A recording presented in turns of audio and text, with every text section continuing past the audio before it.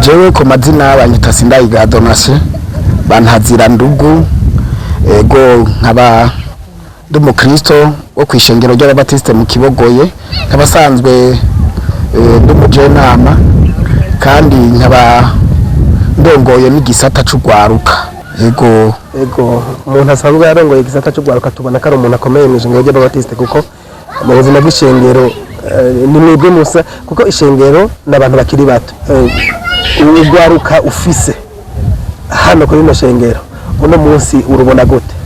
muvuze neza cyane ugwaruka bw'uno munsi mwishengero ry'ababatiste mu Kibogoye nukuri n'ugwaruka novuga ati rurateye imbere mu mpemu, rurateye imbere no mu mubiri kuko ubarabiye no kujisho urabibona rurateye imbere cyane, sinovuga ngo ni cyane mugabo turiko turegereza cyane. Yego ubuzira bije musanzwe bo bari no kwibarabara bari mu muji. Ego kenshi twagiye tukubona mu biganiro bitandukanye ku mbuga nkoranyambaga, twagiye tukubona mu bikorwa bitandukanye, uri umucuruza, uri umumekanisye, uri iki mbega kugira ngo natwe uno munsi kugira ngo natwe wongere udutere akandi kamo udutera kamakaye kuko natwabonye kuko ari ibintu byinshi. Ego nkuko nabivuze ubwa mbere n'ubu ndabisubiramo, jewe ndi mucuruza kandi ndi n'umurimo, ivyo ndabishingira intaye kandi ndi n'umufundi w'imodoka. Ivyo rero ivyo ndabizi kandi ndabikora. Hama nkuko wari kurambaza ati mbega natwe wodutera kamo kameze gute canke wo kwigisha abandi bameze kugira batera imbere. Jewe mu bikorwa nsanzwe njeje mu ishengero ivyo bintu by'iterambere byo ku mubiri ndagigisha kugira abantu batera imbere mu by'impemu n'ivyo mu mubiri.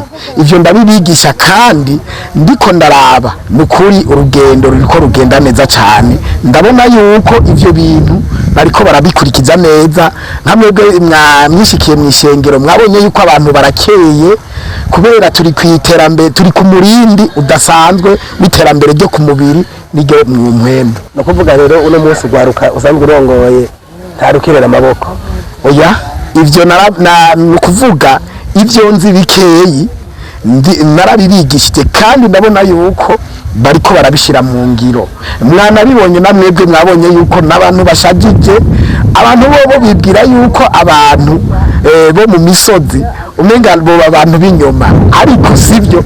Uno munsi n'abanyagisagara bamwe iyo baduze barabona yuko hari ikintu kinini cyahindutse kuko abantu tugenda dutera imbere kubera isi murabona higeze, tugenda turasoma ibintu byinshi ku mbuga tukiga cyane tukaca rero dutahura bimwe mbere tukabishira no mu ngiro. No kuvuga rero gwaruka go mwishingiro ry'ababatiste mu Kibogoye ntarukerera amaboko ruhari. Oya namba urumva sinovuga ngo bose bari ku murindi umwe mugabo hariho uwa mbere n'uwa kabiri mugabo bose ndabona ko bari ku kivi. No kuri je ndabona turabishije ijisho nubwo tutamenya ibiri mu mitima, nibaza ko no mu mitima mwejeje neza cyane. Ego mbega ugereranije ufise ugwaruka rungana gute? Murakoze cyane. Mu ishengero ry'ababatiste mu Kibogoye dufise ugwaruka rushika 180.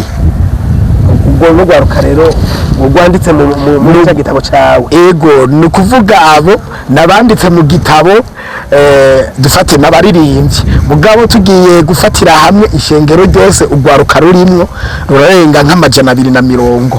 Urumva harimo n'abandi basenga bagasohoka harimo abasenga bagaca basohoka mugabo ari abakristo bo ngaho batari mu baririmbyi. None ugwaruka usanzwe umva rusenga rugasohoka rugataha ubwo gurugira gute kuko nako ruri mu gutwara? Ego murakoze cyane. Ubu muri iyi minsi muri aya mezi arangiye nk'amezi 4-5 kugira dushikaha twari tumaze gukora inama zibiri, ni kuvuga amaseminari yo kwigisha abantu mu vy'impemu no mu vy'umubiri. Ubu rero turabona yuko ishengero ririko riratera imbere cyane. Yego akamo rero ayandi mashengero yarabati se n'amashengero y'abatiste gusa n'abandi kugira ngo ugwaruka rumenye ico rujejwe. Ego murakoze cyane. sinovuga ngo amashengero y'ababatise canke ngo amashengero bogira ndabatera kamo ndababwira nti ni kuvuga turabiye ku mabarabara urasanga abasore bamwe bamwe inkumi si benshi bakunda kuboneka maja mu mugoroba bicaye mu mabarabara ataco bariko barakora. Jewe rero ikintu ndabahanura ndababwira ati kugira utera imbere urakora, ntacakira umugisha, ntacakira imodoka ibaho, nta muntu aba yayibagiye, nta muntu n'umwe atinze ahantu, oya urakora hama ukaronka Imana igahezagira ibikorwa byo biva mu ntoki zawe. Ndabatera kamo rero mvuga ati ntavyo kwicara, ntavyo korera amaboko, nimukore Imana ikihezagira. Yego n'ugwaruka tuvuze ugwaruka n'umuntu afise no kugera ku myaka ingahe? Nisanzwe tuvuze ugwaruka ni guhera ku myaka 17 gushika ku myaka 35. No kuvuga rero nka jewe maze gukwiza imyaka 40 namaze kuvamo. Oya nuburavamwe mugabo hariho ibiharuro bimwe ariko birahinduka. Bisanzwe bafatira kuri ivyo biharuro kubera umaze kurenza iyo myaka ntubugishagwa mu mutwe. Hariho ibintu bimwe utabucirukiramwo umutwe ubutanguye kuzurahora. Nico gituma bavuga ati muguhera ku myaka 17 15 gushika ku myaka 35. Kandi gwaruka rero n'iryo shengero ryejo.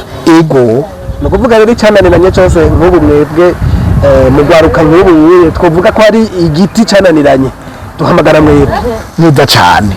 No kuvuga sinzi yuko mwari mumaze gukora ibiganiro ngaha turiko turamaze kubaka ahantu hari harananiranye dukoresha ugwaruka kuko ugwaruka n'abantu baba gifise amaraso ashushe, n'abantu baba bafise inguvu kubera baba bari munsi ya myaka 40 barakora cyane. Ni kuvuga ni inguvu z'ishengero, ni inguvu z'igihugu. Yego no kuvuga rero mu mbona kazoza z'igihugu mwebwe murafashe ya mbere. Yo mu bintu rero ndanabigisha ibyo ndabishira imbere ko ndababwira ati twe turi ku murindi w'itegeko rya leta, dutegerezwa rero kugendera ku mategeko ya leta. Iyo igihugu kiriko kiraja niyo dutegerezwa kuja. Ni kuvuga twe rero turi no ku murindi w'itegeko rya leta. Yego nta kindi numva baza kuko ibyinshi navyiboneye n'amaso. Yego kandi n'ubu tuzobana turiko turakorana kuko hari mu bundi munsi tuzogusanga muri bya bikorwa byawe kugira ngo wongere wibutse n'abandi. Karibu nta kibazo. Mbega nk'uwo kurondera kugira ngo nawe bigishe cyangwa umukarihiza ubwenge ku bintu usanzwe ukora nacu musaba.